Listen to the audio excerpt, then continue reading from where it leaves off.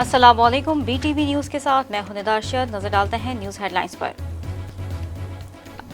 وزیر تعلیم شفقت محمود کی زیر صدارت بین الصوبائی وزرائے تعلیم کا اجلاس ہوا، جس میں وزارت صحت کے حکام نے کرونا صورتحال پر بریفنگ دی۔ اجلاس میں شرکاء نے اتفاق کیا، موجودہ صورتحال میں تعلیمی ادارے بند کرنے کی ضرورت نہیں، تعلیمی ادارے کھلے رہیں گے، تاہم تعلیمی اداروں میں ہر صورت SOPs پر عمل درآمد کرایا جائے۔ اجلاس میں صوبوں نے موسم سرما کی کم سے کم تعطیلات یا تعطیلات نہ ہونے پر اتفاق کیا اور فیصلہ کیا کہ پنجاب میں موسم سرما کی تعطیلات نہیں ہوں۔ وزیر بلدیات سندھ سید ناصر حسین شاہ کی زیر صدارت ورلڈ بینک کے وفد سے ملاقات۔ ورلڈ بینک کے تعاون سے بلدیاتی اداروں میں جاری ترقیاتی منصوبوں کے حوالے سے تفصیلی تبادلہ خیال کیا گیا۔ سیکرٹری بلدیات MC KMC MD water board MD Sindh solid waste management board بھی موجود تھے۔ اجلاس میں ورلڈ بینک کے تعاون سے جاری منصوبوں کے حوالے سے تفصیلات سے آگاہ کیا۔ وزیر بلدیات سندھ ناصر حسین شاہ نے اپنے اور حکومت کی جانب سے مکمل تعاون کی یقین دہانی کرائی۔ پاکستان میں کرونا کے وار تیز ہونے لگے، ایک دن میں 26 مریض انتقال کر گئے، جس کے بعد اموات کی تعداد 6,893 ہو گئی، جبکہ 1,302 نئے کیسز رپورٹ ہوئے۔ پاکستان میں کرونا کے کیسز کی تعداد میں تیزی سے اضافہ ہونے لگا۔ National command and operation centre نے کرونا کی صورتحال کے تازہ ترین اعداد و شمار جاری کر دیے، جس میں بتایا گیا کہ ملک میں 24 گھنٹوں میں کرونا کے 26 مریض انتقال کر گئے، جس کے بعد کرونا سے انتقال کرنے والوں کی تعداد 6,893 ہو گئی۔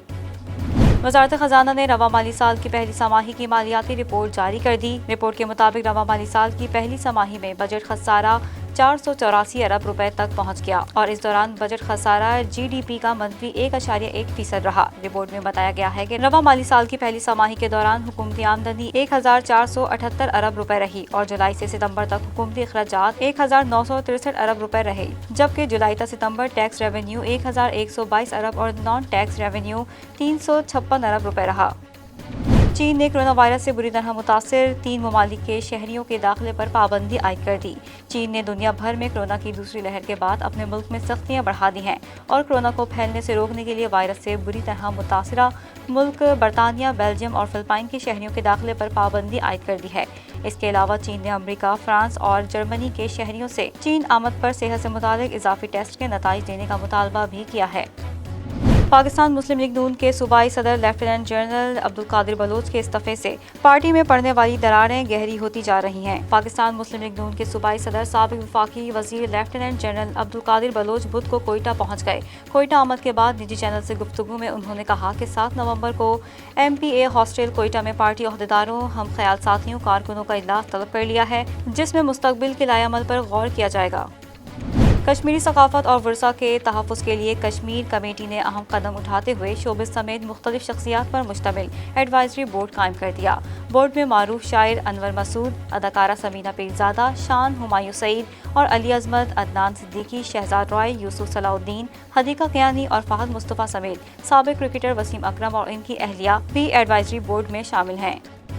کراچی میں لٹیروں نے مسجد کے چندہ باکس سے رقم لوٹ لی، واردات کی CCTV فوٹیج منظر عام پر آ گئی۔ مسجد کے منتظم اور پیش امام نے بتایا کہ ہر 5 ماہ بعد باکس کھولا جاتا ہے، جس میں تقریباً 40,000 سے زیادہ رقم جمع ہوتی ہے۔ اہل محلہ کے مطابق چوری کی یہ پہلی واردات نہیں، اس سے پہلے بھی لٹیرے نمازیوں کی موٹر سائیکلیں، وضو خانے سے نل اور جنریٹر کی بیٹریاں وغیرہ بھی چوری کر چکے ہیں۔ اہل محلہ کا کہنا ہے کہ پولیس کو کئی بار شکایات کی گئیں، تاہم پولیس نے لٹیروں کے خلاف کوئی کارروائی نہیں کی۔ امریکی صدارتی انتخابات کے ساتھ کانگریس اور ریاستی نمائندگان کے الیکشن بھی جاری ہیں۔